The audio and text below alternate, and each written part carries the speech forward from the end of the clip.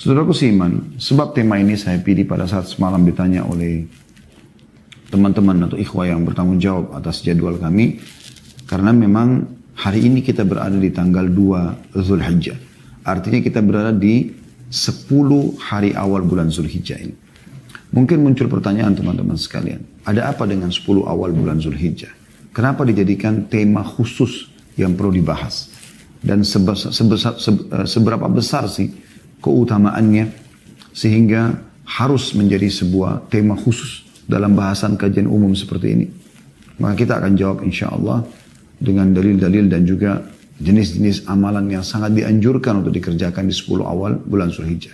Namun sebelumnya judul kami adalah mengejar surga di 10 awal bulan Zulhijjah.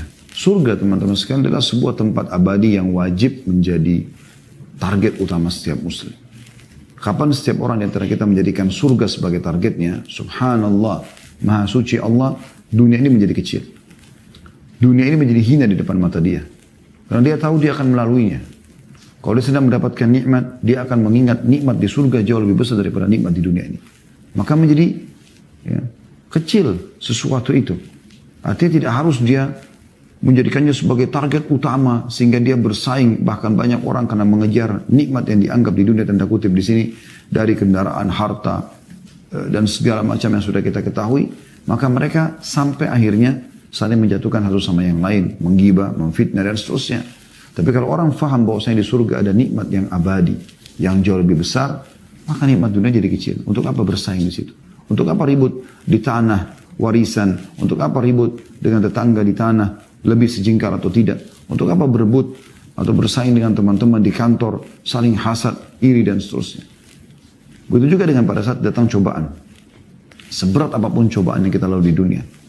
Kita ibaratkan ada orang lahir dalam kondisi kedua matanya buta, lisannya bisu, kedua telinganya tuli, tangannya puntung, kakinya puntung.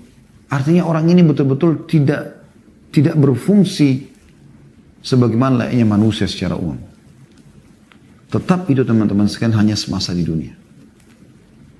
Kalau dia dalam kondisi seperti itu pun, ternyata dia di atas fitrahnya, dia seorang muslim, lahir di keluarga muslim, dan coba dipandu oleh keluarganya semaksimal mungkin dan meninggal dalam keadaan Islam, maka di akhirat dia akan diberikan jasad yang baru. Bagaimana nanti pada saat kita meninggal, jasad kita akan dimakan oleh tanah hancur, dan kita akan diberikan jasad yang baru. Dalam hadis yang sahih dijelaskan bahwasanya Allah Subhanahu wa taala akan menurunkan hujan yang akan menyentuh tulang-tulang ekor manusia, kemudian tumbuhlah kalian, kata Nabi SAW, seperti tumbuhnya tanaman-tanaman, tubuh yang baru.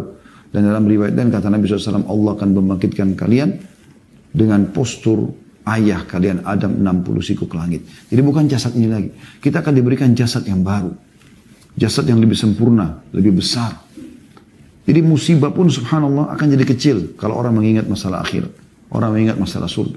Sampai kata Nabi SAW, andai saja orang-orang yang belum diuji dengan ujian yang besar di dunia, melihat bagaimana besarnya karunia yang Allah berikan kepada orang yang diuji dengan hal-hal yang berat di dunia, maka mereka berharap kembali ke dunia untuk digunting-gunting kulit mereka, agar mereka juga mendapatkan keutamaan seperti orang-orang yang diuji tersebut.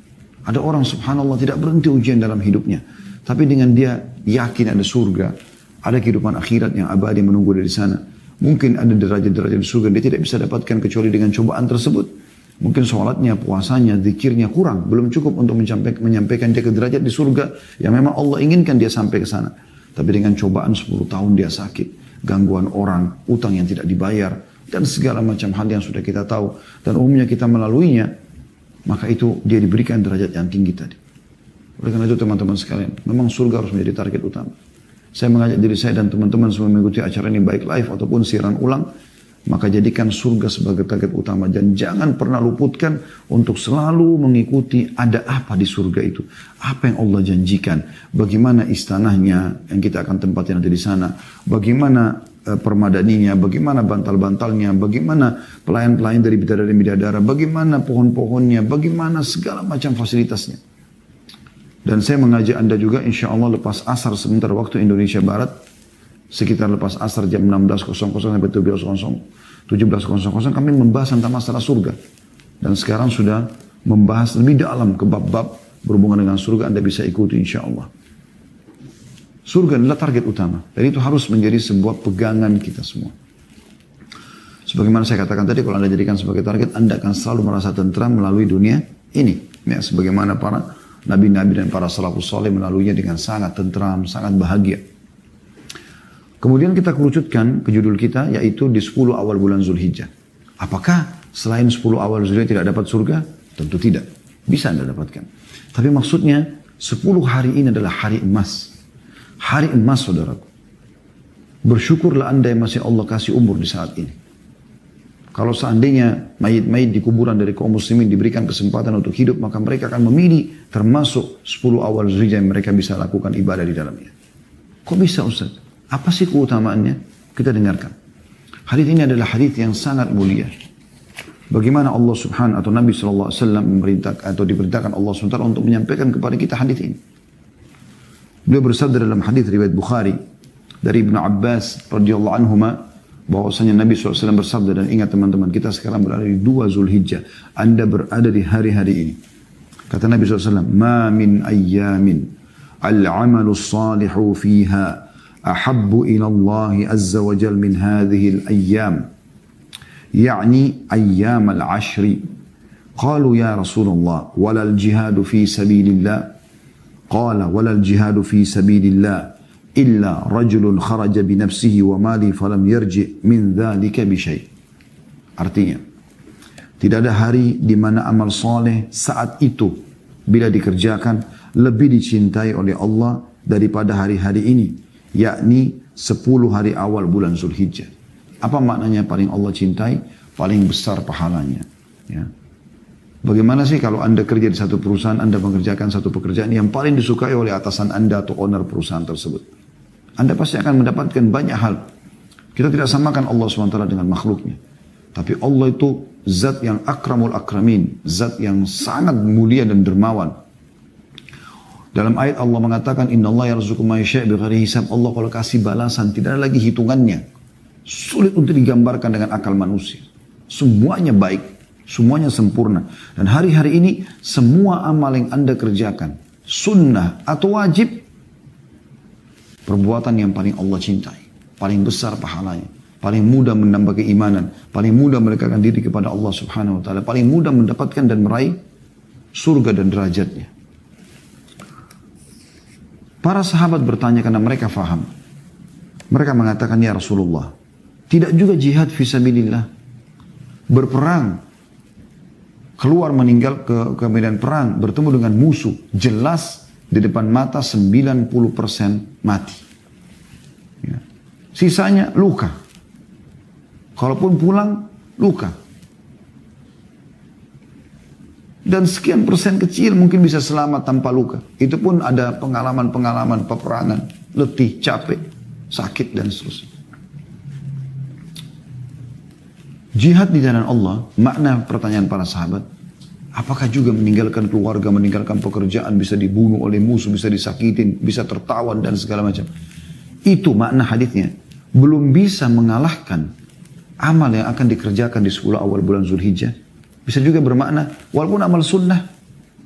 Karena jihad, amal yang mulia. Bahkan bisa wajib dalam beberapa keadaan. Apa jawaban baginda Nabi SAW? Tidak juga jihad fisabilillah. Jihad pun belum bisa menyamai pahala amal yang dikerjakan di 10 awal bulan Zulhijjah. Jangankan yang wajib, yang sunnah pun begitu. Kecuali orang yang keluar berjihad dengan jiwa dan hartanya. Dia pergi dengan jiwanya, dia juga membawa seluruh harta yang dia miliki, lalu dia tidak kembali dengan membawa apapun. Artinya, tidak ada satupun yang dia bawa, dia mati syahid, hartanya habis diinfakkan, baru pada saat itu bisa menyamai pahala amalan yang dikerjakan di 10 awal bulan Zulhijjah walaupun sunnah. Dan Anda sekarang di tanggal 2 Zulhijjah. Kemuliaan yang luar biasa. Anda sedang berada di hari-hari emas ini, saudara. Imam Ahmad juga meriwayatkan riwayat yang lain dari Ibnu Umar radhiyallahu anhuma bahwa Nabi SAW bersabda, "Ma min ayyamin a'zamu 'inda Allah wa la habbu ilayhi al-'amalu fihinna min hadhihi al-ayyam al-'ashr. فَأَكْثِرُوا فِيهِنَّ مِنَ التَّهْلِيلِ وَالتَّكْبِيرِ وَالتَّحْمِيدِ. Tidak ada hari yang paling agung dan amat dicintai oleh Allah untuk berbuat kebajikan di dalamnya daripada 10 awal bulan Zulhijjah. Ini hari-hari sekarang. Saya ulangi, tidak ada hari yang paling agung, paling besar pahalanya, paling mulia di sisi Tuhan Allah. Dan amat dicintai Allah berbuat kebajikan di dalamnya daripada 10 awal bulan Zulhijjah. Maka perbanyaklah pada saat itu tahlil, memuji Allah, berzikir la ilaha illallah, takbir, Allahu Akbar, tahmid, atau memuji mengatakan alhamdulillah pada saat itu. Hadis ini diriwayatkan oleh Imam Ahmad. Teman-teman sudah renungi hadis ini, apa yang kami sampaikan tadi? Luar biasa. Ya. Kalau Anda punya seperti biji sawi dari keimanan, pasti Anda akan tersentuh dengan ini. Ternyata saya sedang berada di hari-hari emasku. Hari-hari di mana semua amal, sekecil apapun, tidak usah bicara yang wajib, sunnah saja mengalahkan pahala jihad. Dan paling besar pahalanya di sisi Allah Subhanahu wa ta'ala. Paling Allah cintai. Baik teman-teman sekalian. Kita masuk lebih dalam. Pertanyaan sederhana, lalu amalan apa kira-kira? Di 10 awal Zulhijjah ini yang kita harus lakukan. Sehingga bisa maksimal. Puncak amal yang paling besar pahalanya di 10 awal ini adalah ibadah haji. Karena hari-hari ini mulia, Allah jadikan rukun iman, rukun Islam yang kelima ini terjadi di tanggal 8 Zulhijjah sampai 13 Zulhijjah. Termasuk awal-awal bulan Zulhijjah. Ya. Ini puncaknya. Tanggal 8-nya hari Tarwiyah, jemaah haji masuk ke Mina. Tanggal 9-nya hari Arafah, jemaah haji wukuf di Arafah. Dari terbit matahari sampai terbenam matahari. Malamnya ke Muzdalifah. Tanggal 10-nya hari Nahar atau hari Idul Adha. Mereka jumrah di Mina. Dan mereka nginap di Mina pada hari itu. Kemudian, ini puncaknya. Kemudian 11, 12, 13 dikenal dengan hari Tasyrik. Itu adalah pelengkapnya nginap di Mina sambil jumrah selama 3 hari. Dan haji ini teman-teman punya keutamaan yang luar biasa. Besar sekali keutamaan. Bagi yang sudah pernah haji, niatkan haji lagi. Bagi yang belum haji, jadikan target utama haji ini. Luar biasa keutamaannya. Coba kita dengarkan teman-teman beberapa keutamaan haji. Ya. Misal hadis yang sahih riwayat Bukhari. Abu Hurairah radhiyallahu anhu berkata, "Su'ila an-nabiy sallallahu alaihi wasallam ayyul a'mali afdalu?" Ditanyakan kepada Nabi sallallahu alaihi wasallam, amalan apa yang paling afdal, yang paling besar pahalanya? Qala imanu billahi wa rasulih.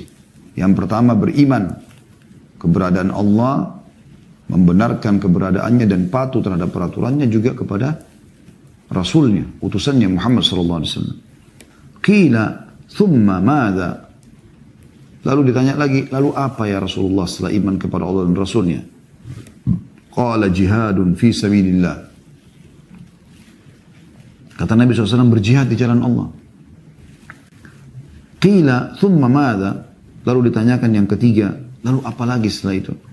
Qala hajjul mabrur, haji yang mabrur. Ya. Di dalam hadis yang lain diriwayatkan juga oleh Bukhari dan Muslim. Abu Hurairah radhiyallahu anhu berkata, Rasulullah sallallahu alaihi wasallam bersabda, wal hajjul mabrur laisa lahu jazaa'un illa al-jannah. Dan haji yang mabrur yang diterima oleh Allah karena memenuhi syarat dan rukunnya, tidak ada balasannya kecuali surga. Oleh karena itu usahakan selalu mengerjakan ibadah haji ini. Nah, ibadah haji luar biasa. Begitu juga haji ini terhitung sekaligus seperti pahala orang yang berjihad. Diriwayatkan dalam riwayat Bukhari dari Ummul Mukminin Aisyah radhiyallahu anha, ia berkata, "Ya Rasulullah, nara al-jihadu afdalal amal." Wahai utusan Allah, kami lihat jihad adalah amal yang luar biasa pahalanya. Afala nujahid? Boleh nggak kami berjihad? Qala la, lakin afdalul jihadi hajjul mabrur.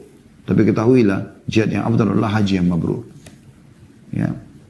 Artinya dia juga termasuk seperti pahala jihad. Bahkan dia dihitung pahala jihad, terutama bagi wanita yang memang tidak punya perintah untuk berjihad di medan perang. Demikian pula hadis Bukhari yang lain. Dijanjikan orang kalau haji betul-betul ikhlas karena Allah dan dia mengikuti syarat-syaratnya, rukun-rukunnya, tata cara yang benar. Oleh karena itu Anda kalau ikut travel yang benar, yang pandunya benar, bukan melakukan banyak ritual-ritual yang tidak punya panduan sehingga sia-sia ibadah haji Anda. Di mana Nabi SAW bersabda, dan juga masih dari Abu Hurairah radhiyallahu anhu, "Man hajja lillahi falam yarfuth wa lam yafsuq raja ka yaumi waladathu ummu."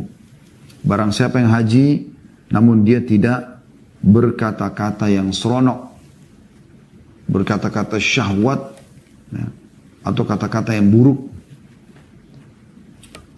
Tentu bukan pada pasangan halalnya. Sedangkan kalau pasangan halal saja suami istri kalau lagi ihram tidak boleh mengucapkan kalimat syahwat.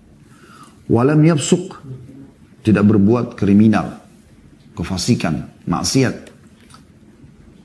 Maka dia akan pulang ke negerinya sebagaimana baru dilahirkan oleh ibunya, bersih dari dosa. Di dalam hadis yang lain, riwayat An-Nasai, Tirmidzi, Ahmad dan Syekh Albani mengatakan hadis ini hasan sahih. Dari Abdullah bin Mas'ud radhiyallahu anhu bahwasanya Rasulullah sallallahu alaihi wasallam bersabda, "Tabi'u bainal haji wal umrah fa innahuma yanfiyanil faqra wadh-dhunuba kama yanfil kira khabithal hadid." Atau khabathal hadid, maaf. Khabathal hadid wadh-dhahabi wal fiddati wa laysa lil hajjatil mabruri thawaba illa al jannah. Yang artinya ikutkanlah umrah kepada haji. Maksudnya orang yang mengatakan, saya kan sudah pernah umrah, saya sudah pernah haji, apakah saya harus ulangi? Ini kata Nabi SAW, tabi'u. Rutinkan. Ikutkan umrah kepada haji. Setelah umrah, haji. Haji, umrah. Ya. Karena keduanya menghilangkan kemiskinan dan dosa-dosa sebagaimana pembakaran menghilangkan karat pada besi, emas, dan juga perak. Sementara tidak ada pahala bagi haji yang mabrur kecuali surga. Jadi luar biasa gitu, pahalanya luar biasa. Jadi dia bisa menghilangkan kemiskinan sebab kaya. Ini sudah kami jelaskan di judul ceramah Saudaraku Ini Adalah Rahasia Rezekimu. Itu saya jelaskan, atau kami jelaskan panjang lebar tentang masalah salah satu kiat penambah rezeki adalah haji dan umrah. Karena hadis ini, Nabi SAW memastikan menghilangkan kemiskinan dan dosa-dosa sebagaimana pembakaran menghilangkan karat pada besi, emas, dan perak. Anda lihat kalau ada karat di besi ataupun di emas, sisa-sisa kotorannya disemprot pakai api, dibakar, maka seperti itu. Keduanya ini menghilangkan itu. Dan pahala haji yang mabrur, ikuti syarat dan rukun, tidak ada balasan kecuali surga. Itu luar biasa. Dengarkan hadis yang lain juga, hadis Ibnu Majah dan dihasankan oleh Syekh Albani. Dari Ibnu Umar radhiyallahu anhu bahwasanya Nabi SAW bersabda, "Al-ghazi fi sabilillah wal hajj wal mu'tamir wafdullah da'ahum fa'ajabuhu wa sa'aluhu fa'atahum." Hadis ini menjelaskan tentang diijabahnya doa yang pergi umrah dan haji. Kata Nabi SAW, orang yang berperang di jalan Allah, orang yang berhaji serta berumrah adalah tamu-tamu Allah. Allah memanggil mereka, mereka pun memenuhi panggilan. Oleh karena itu jika mereka meminta kepada Allah, pasti akan diberi. Pasti akan diberi. Ya. Ini keutamaan yang luar biasa. Begitu juga dengan hadis yang masyhur, hadis yang lain riwayat Bukhari Muslim juga. Kata Nabi SAW, "Al-umratu ila al-umrati kaffaratun lima bainahuma wal hajjil mabruru laysa lahu jazaa'un illa al-jannah." Antara umrah ke umrah, ini berarti ada perintah untuk rutinitaskan. Semoga Allah hilangkan corona dan kita bisa kembali aktivitas umrah seperti dulu. Sudah hampir setahun, lebih dari setahun sebenarnya. Tidak ada umrah, kemudian sempat dibuka sebentar lalu kemudian ditutup lagi. Terutama bagi negara kita juga Indonesia. Allahul musta'an, Allah tempat kita meminta pertolongan. Semoga satu waktu bisa diulangi lagi insya Allah. Lakukan ini. Yang tidak punya kemampuan niatkan, berdoa kepada Allah. Ini keutamaan besar.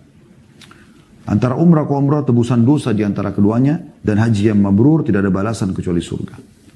Nah, jadi jelas sekali bagaimana keutamaan daripada haji ini. Kemudian teman-teman sekalian, hal yang lain yang sangat dianjurkan setelah haji tentunya, yaitu bagaimana Anda melakukan sholat Id, Idul Adha. Ini juga termasuk punya keutamaan tersendiri ya. Dan sholat Idul Adha ini lebih afdal daripada sholat Idul Fitri. Karena Idul Adha berada di 10 awal bulan Zulhijjah. Yang sudah kita sebutkan tadi hadisnya. Sementara sholat Idul Fitri berada di 1 Syawal. Bukan lagi di Ramadan. Ramadan punya keutamaan sendiri. Tapi 1 Syawal. Bulan Syawal tidak seperti kedudukan bulan Zulhijjah. Dan ini sholat Idul Fitri, Idul Adha berada di tanggal 10 Zulhijjahnya. Puncaknya.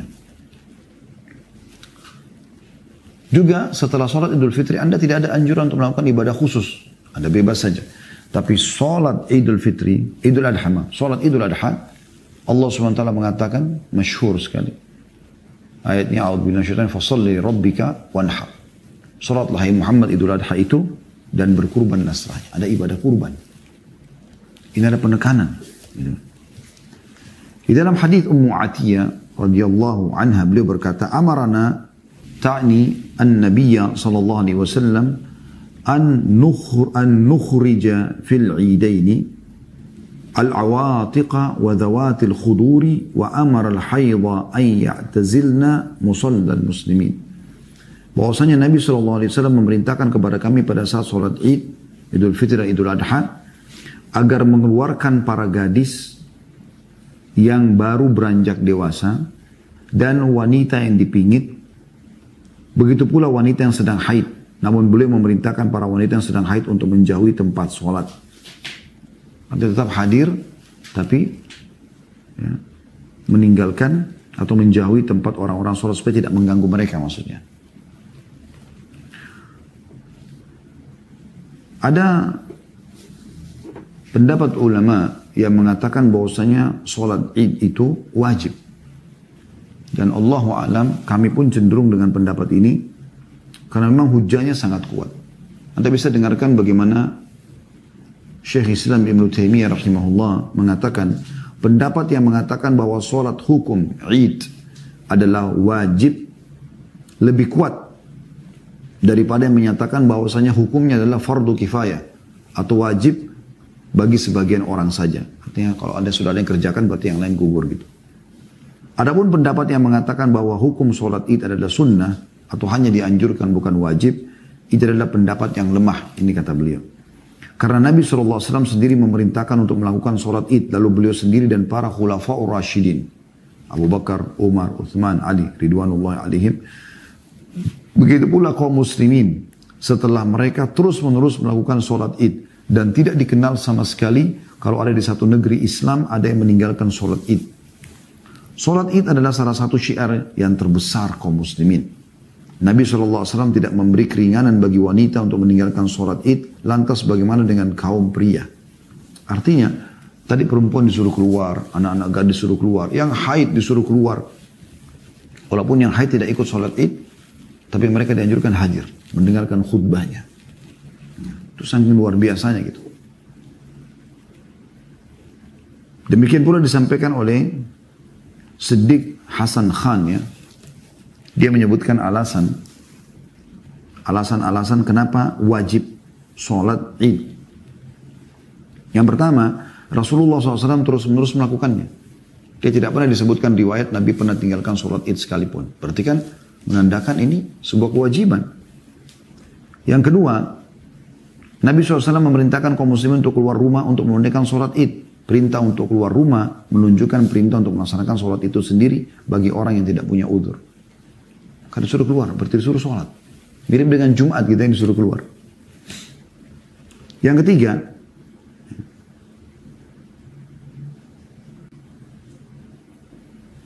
ada perintah dalam Al-Quran yang menunjukkan wajibnya sholat Id. Tadi sudah saya bacakan Al-Kautsar ayat 2 ya. Fasalli li rabbika wanhar fil amr ya. Fasalli, sholatlah itu. Sholat Idul Adha itu. Wanhar dan berkurbanlah setelahnya. Yang keempat, sholat Jumat menjadi gugur bagi orang yang telah melaksanakan sholat Id jika kedua sholat tersebut bertemu pada hari Id.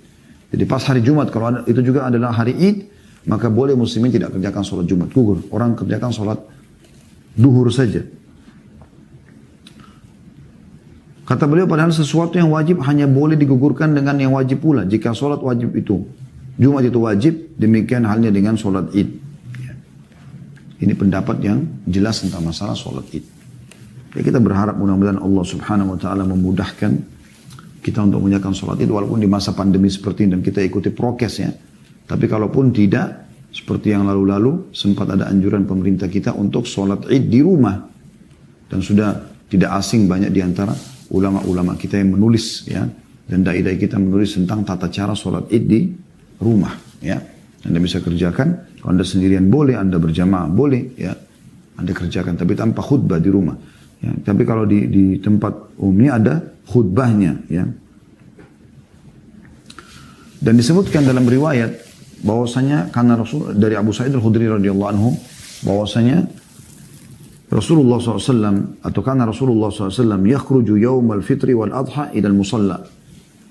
Bahwasanya Rasulullah SAW keluar pada hari Idul Fitri Idul Adha menuju ke tanah lapang.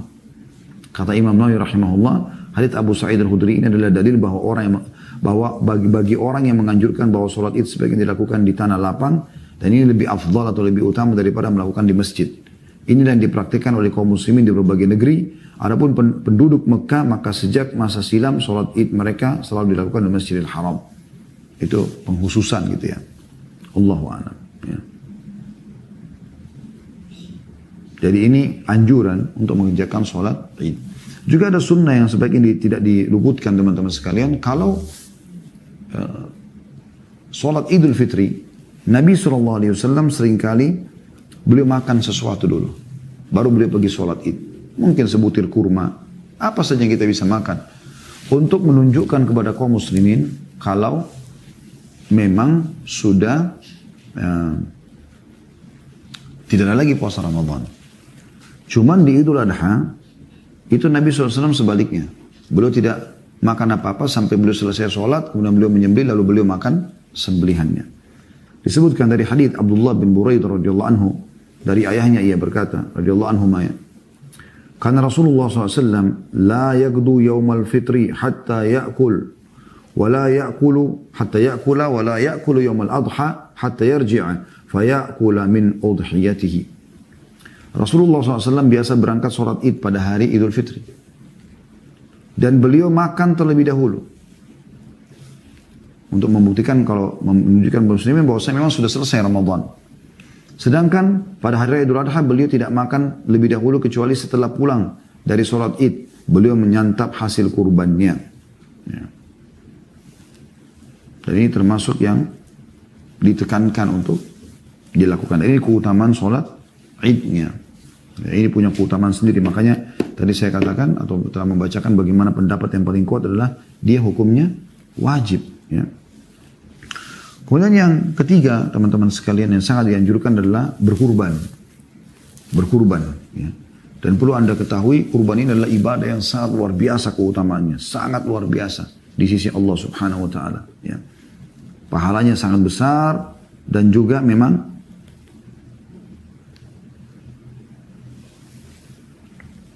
dia punya kedudukan khusus sendiri ya. Allah Subhanahu wa taala hubungkan dalam surah Al-Kautsar ayat 2 tadi, "Fasholli li rabbika wanhar." Allah hubungkan salat Id ini yang tadi sudah kita jelaskan kewajibannya dan bagaimana Nabi SAW mengerjakan dan memerintahkan seluruh muslimin termasuk wanita pun disuruh keluar untuk hadir walaupun yang haid, yang berhalangan mereka duduk kemudian mendengarkan khutbah walaupun tidak ikut salat dan berusaha tidak memutus saf orang-orang salat, mereka berada di bagian belakang mungkin ya. Yang jelas mereka disuruh keluar. Dan bagaimana Nabi SAW tidak pernah meninggalkan sholat ini. Lalu Allah mengatakan, wanhar, setelahnya berkurban. Ini menandakan kurban itu punya kedudukan sendiri. Gitu kan? Dan bagaimana kejadian kurban yang sudah kita tahu sama-sama teman-teman sekalian. Awal kisahnya dari mana? Dari Nabi Ibrahim AS pada saat mimpi menyembelih Ismail AS. Jadi untuk keluarnya hukum berkurban ini luar biasa. Ada prosesi dulu yang sangat luar biasa. Ujian datang kepada ayahanda Ibrahim alaihissalam. Ayah orang-orang beriman. Ayah para ya, nabi-nabi. Beliau mimpi, beliau melihat. Dalam Al-Quran digambarkan. Dia menyembelih anaknya. Padahal sudah lama gak ketemu sama Ismail alaihissalam. Karena beliau tinggal di Palestina. Ismail tinggal di Mekah alaihissalatu wassalam. Lalu kemudian dia pun membenarkan mimpi itu, kemudian beliau pun alaihi salatu wassalam membawa anaknya di daerah Mina sampai akhirnya mau disembelih. Begitu sudah dia angkat pedangnya, dia pasrah, anaknya pasrah, maka pada saat itulah puncak cobaan Allah SWT.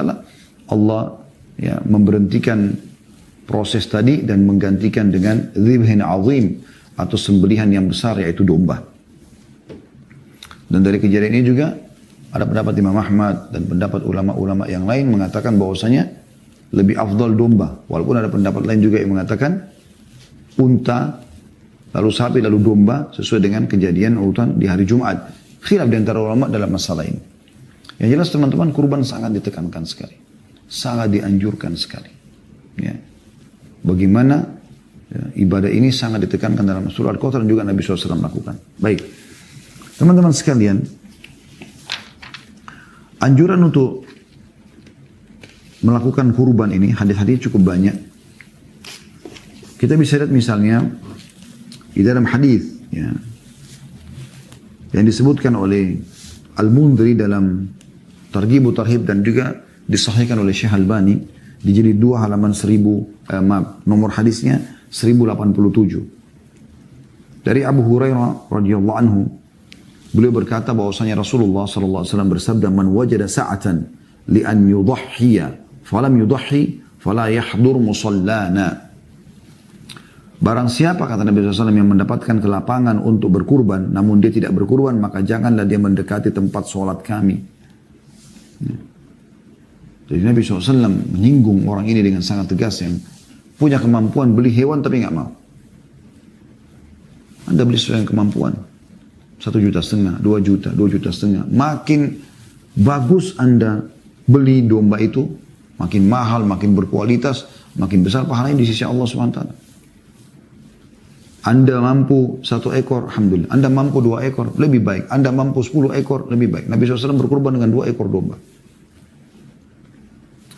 Juga dalam hadis yang lain, masih sama disebutkan dalam Targhib Tarhib, dan ini diambil dari buku Sahih At-Targhib Tarhib ya, yang disahihkan oleh Syekh Albani dari kitabnya Mundhiri, masih jilid 2 dan hadis setelahnya langsung hadis nomor 1088. Kalau tadi 1087.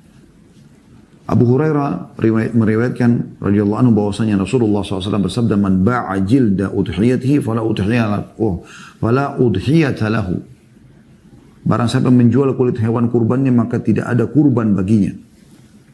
Maksudnya adalah Anda sudah menyembelih untuk Allah, maka termasuk kulitnya kasih sudah semua. Jangan Anda ambil lagi.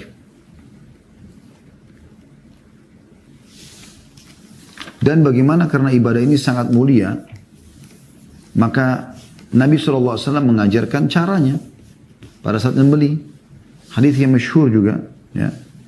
Dan hadis ini diriwayatkan, masih disebutkan juga oleh Mundhiri, tapi nomor setelahnya langsung tadi sama jadi 2, 1089. Inna Allah kataba al-ihsana ala kulli syai'. Fa idza qataltum fa ahsinul qitla wa idza dhabhtum fa ahsinul dhibha wal yuhidda ahadukum syafratahu wal yurih dzabihatahu.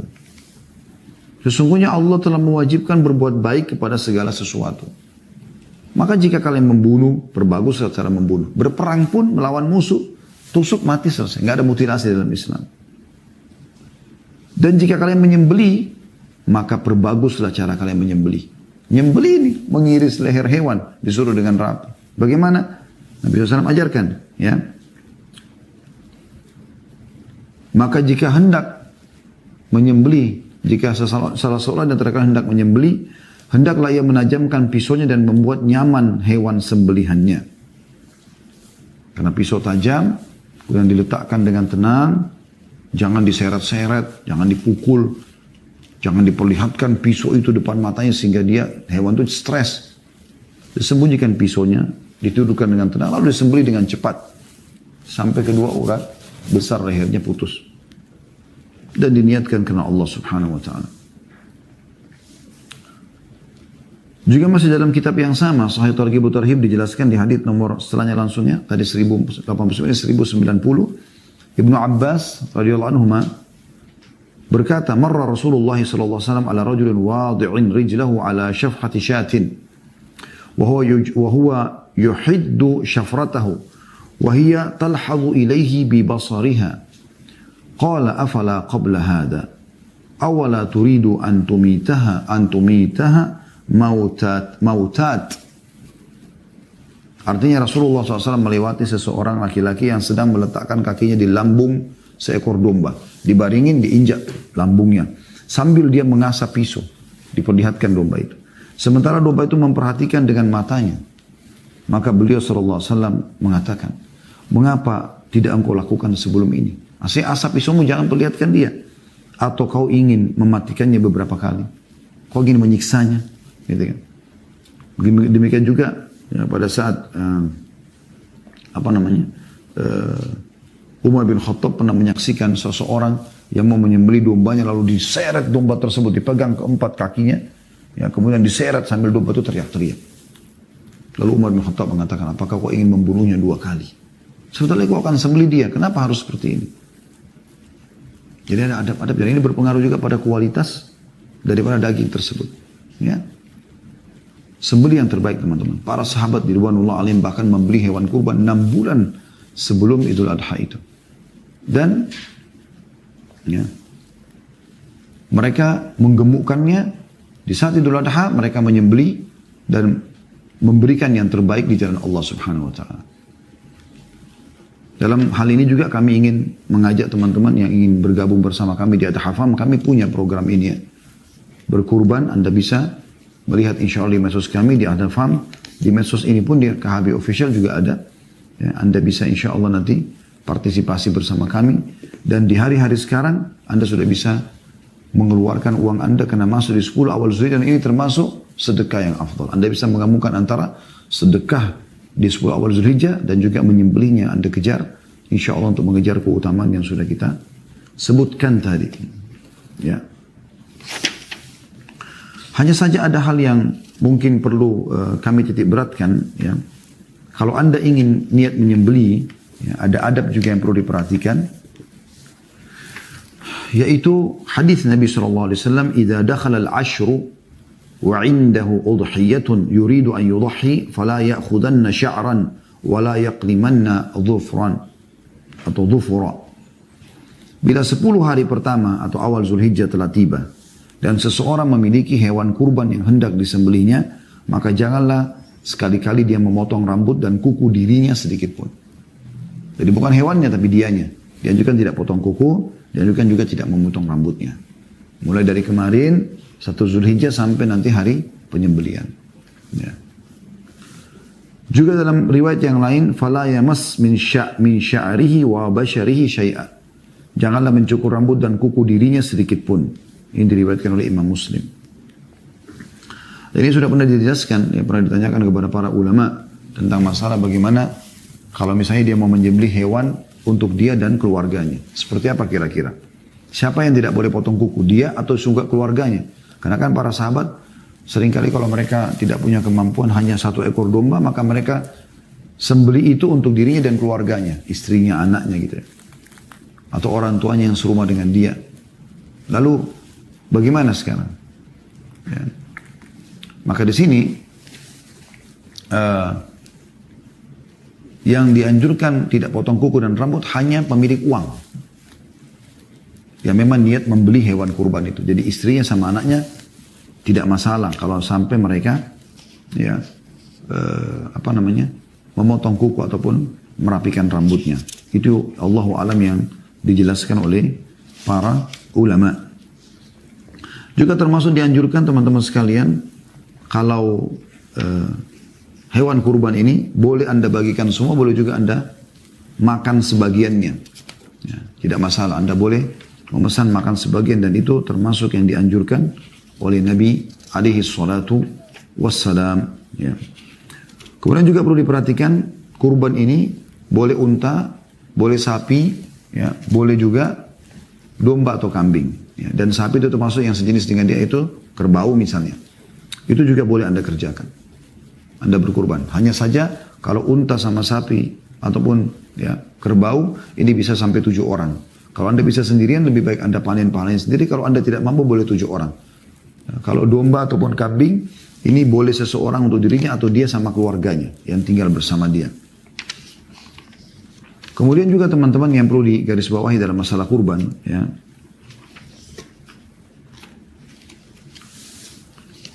Tentang masalah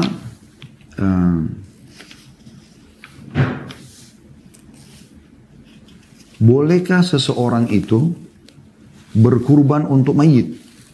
Ya. Atau hanya orang yang hidup saja?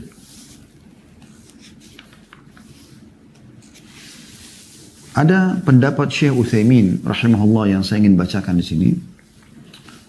Kata beliau, hukum asal berkurban adalah disyariatkan bagi mereka yang masih hidup. Sebagaimana Rasulullah SAW dan para sahabat beliau berkurban atas nama diri mereka dan keluarga mereka.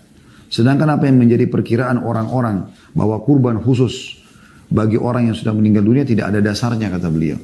Namun beliau mengatakan dasar hukumnya tidak ada khusus, ya. Namun beliau mengatakan berkurban untuk orang yang sudah meninggal dibagi menjadi 3 macam. Yang pertama, disembelikan kurban untuk mereka yang sudah meninggal karena mengikuti mereka yang masih hidup. Seperti seseorang berkurban atas nama dirinya dan keluarganya dengan niat untuk mereka yang masih hidup dan yang sudah meninggal. Ini boleh dilakukan, kata beliau. Dalil dari pendapat ini adalah kurban Rasulullah SAW untuk diri beliau dan keluarganya, dan di antara mereka ada yang sudah meninggal dunia. Nabi SAW mengatakan ini dan untuk keluargaku. Di sini umum. Kemudian yang kedua, berkurban untuk mereka yang sudah meninggal dunia karena menunaikan wasiat orang yang meninggal dunia tadi. Misalnya ada seseorang sebelum meninggal dia mengatakan, kalau saya meninggal sebelum Idul Adha ini, tolong ya uang ini disembelikan. Gitu.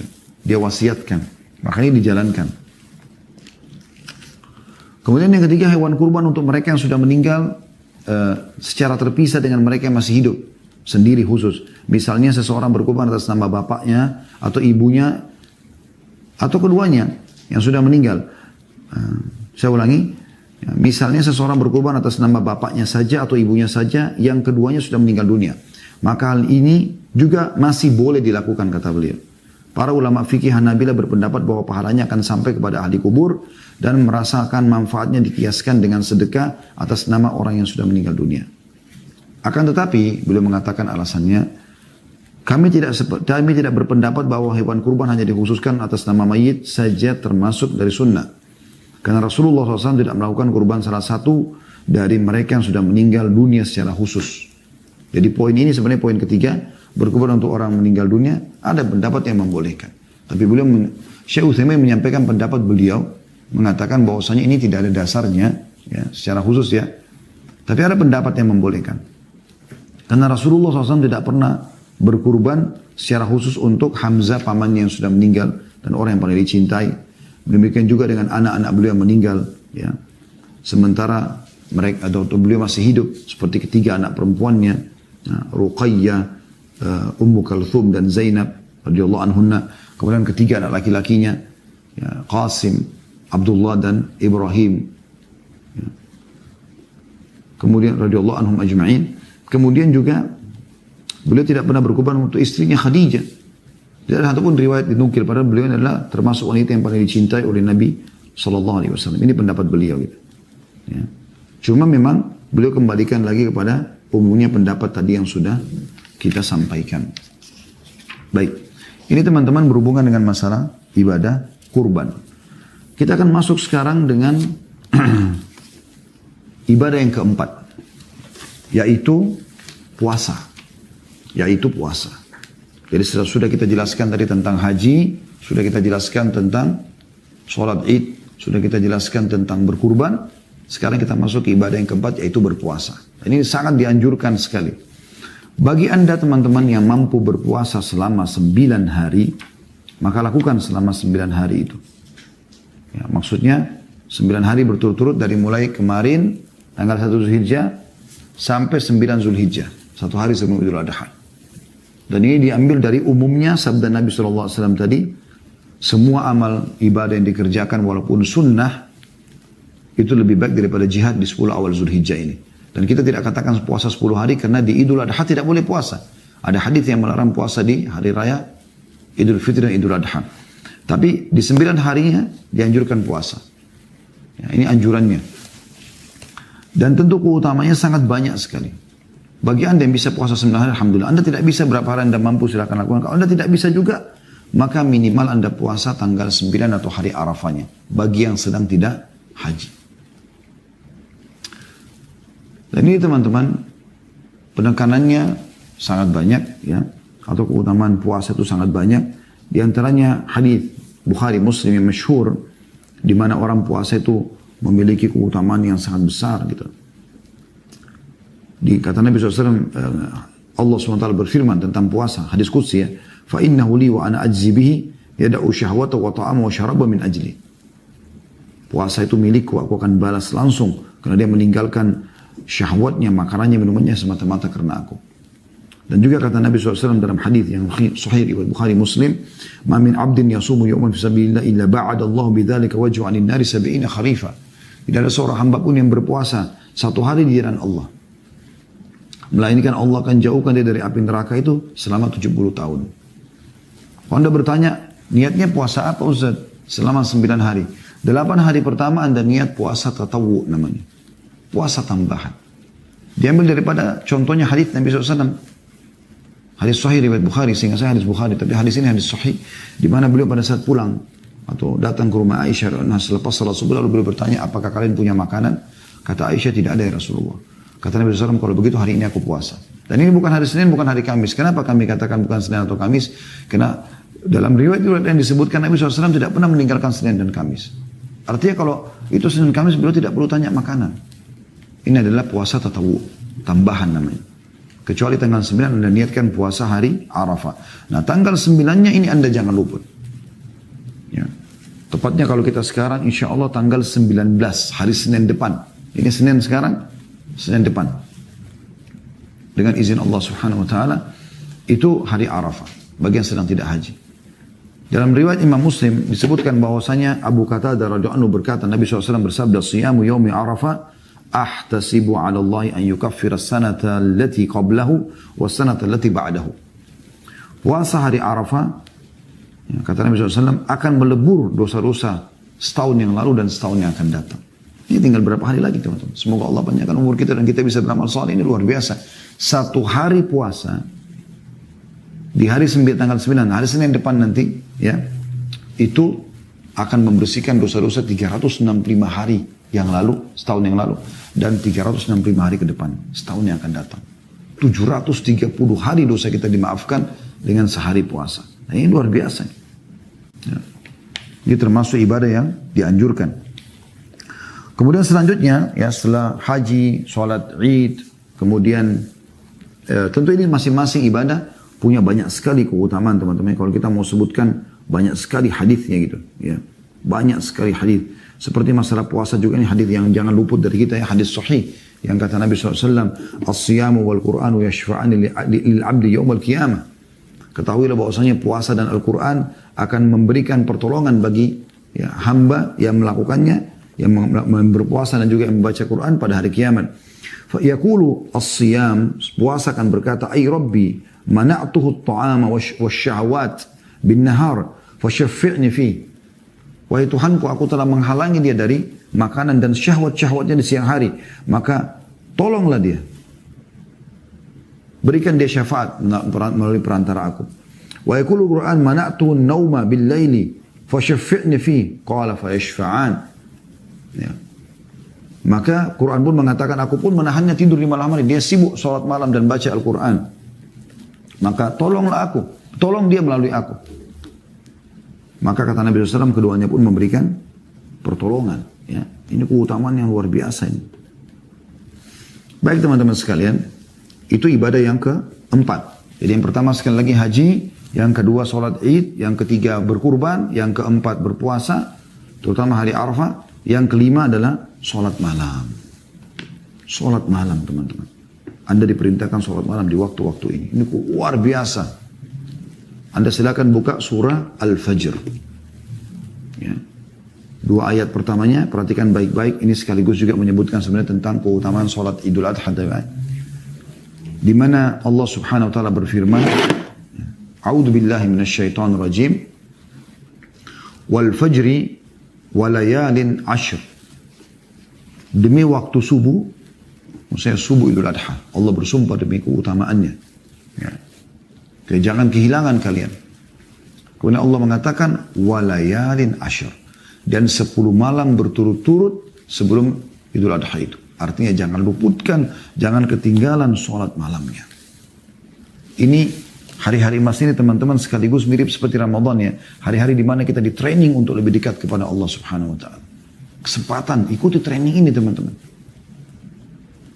Dan keutamaan sholat malam tidak asing lagi. Allah SWT memuji dalam surah Al-Furqan ayat 64. A'udzu billahi minasyaitonir rajim. Walladzina yabituna li rabbihim sujjadan wa qiyama. Dan mereka orang-orang yang selalu melalui malam hari mereka dengan bersujud dan berdiri kepada Rabb mereka. Ini tentang sifatnya ibadur rahman. Begitu juga dengan surah Az-Zariyat ayat 17 sampai ayat 18 di mana Allah Subhanahu wa taala berfirman, A'udzu billahi minasyaitonir rajim. Az-Zariyat ayat 17 sampai 18. Kanu qalilan minal laili ma yahja'un wa bil ashari hum yastaghfirun. Mereka sedikit sekali tidur di waktu malam.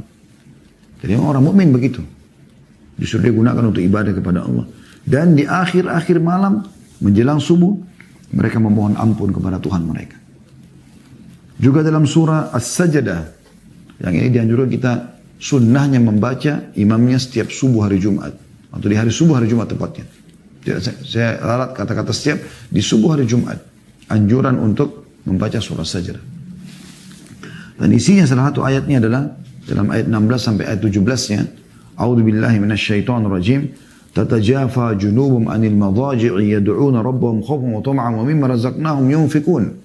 Fala ta'lamu nafsum ma ukhfiya lahum min qurrati a'yunin jazaa'an bima kanu ya'malun. Lambung mereka jauh dari tempat tidur mereka, sedangkan mereka berdoa kepada Rabb mereka dengan rasa takut dan harap. Dan mereka menafkahkan sebagian dari rezeki yang kami berikan kepada mereka. Seorang pun tidak mengetahui apa yang disembunyikan untuk mereka dari berbagai macam nikmat yang menyedapkan pandangan mata sebagai balasan bagi mereka atas apa-apa yang telah mereka kerjakan. Dan luar biasa ya, banyak sekali keutamaan-keutamaan yang menyebutkan atau perintah menyebutkan tentang sholat malam. Ayat Al-Quran tidak terhitung jumlahnya ya. Banyak sekali gitu. Allah mengatakan dalam surah Qaf, wa minal laili fasabbihu adbar as-sujud, dan bertasbihlah kepada Tuhanmu di malam hari dan setiap selepas sholat ya. Kemudian juga dalam surah Al-Isra ayat 79, wa minal laili fatahajjad bihi nafilatan laka asa ayyab'atsaka rabbuka maqaman mahmuda, dan pada sebagian malam ya, hari sholat tahajudlah hai Muhammad ya, sebagai satu ibadah tambahan bagimu. Mudah-mudahan Rabbmu mengangkat kamu ke tempat yang terpuji. Juga dalam surah Al-Muzammil ayat 1 sampai ayat 4. Ya ayuhal muzammil, hai orang yang berselimut. Nabi Muhammad SAW dipanggil oleh Allah.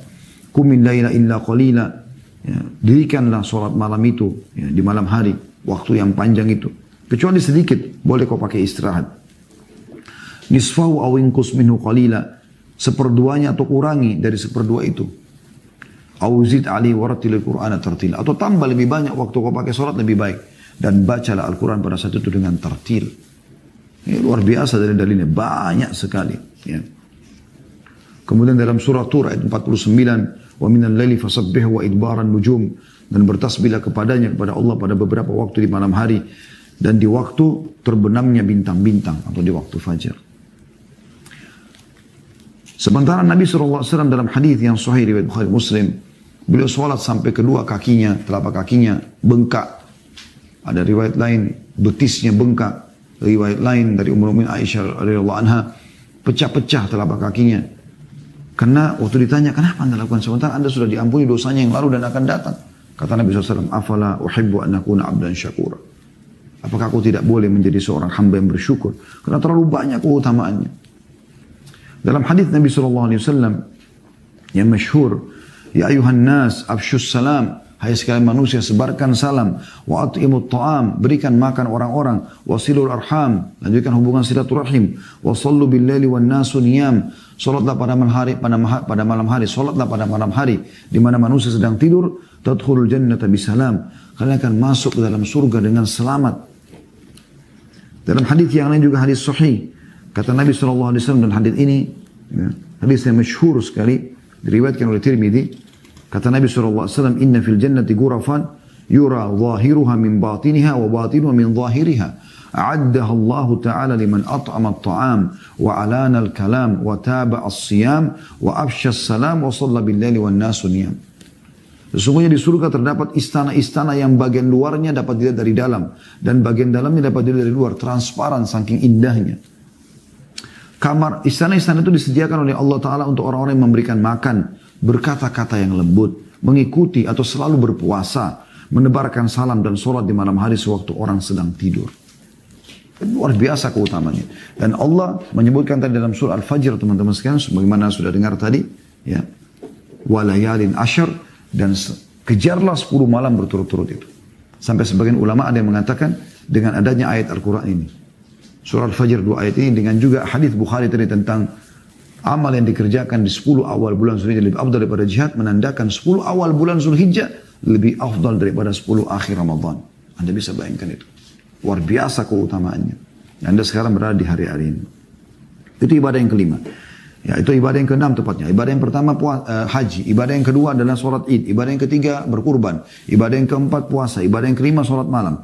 Ibadah yang keenam, teman-teman sekalian, ini termasuk ibadah yang sangat ditekankan. Memperbanyak doa, takbir, tahlil. Ya. Ini salah satu hal yang sangat dianjurkan sekali. Allah subhanahu wa ta'ala berfirman, disebutkan dalam surah Al-Hajj. Surah Al-Hajj ayat 28. A'udhu billahi minasyaitonir rajim. Wa yadhkuru ismallahi fi ayyamin ma'lumat. Dan agar mereka menyebut nama Allah pada hari-hari yang telah ditentukan. Para ahli tafsir menafsirkan, mengatakan yang dimaksud adalah 10 hari pertama bulan Zulhijjah. 10 hari ini semua Anda memperbanyak zikir kepada Allah subhanahu wa ta'ala. Para ulama menganjurkan untuk memperbanyak zikir pada hari-hari tersebut. Berdasarkan hadis Ibnu Umar radhiyallahu anhu, fa'akthiru fihinna minat tahlili wat takbiri wat tahmid. Maka perbanyak pada 10 awal Zulhijjah itu, tadi sudah kita bacakan hadisnya, semua amal-amal paling Allah cintai di 10 awal Zulhijjah. Ya.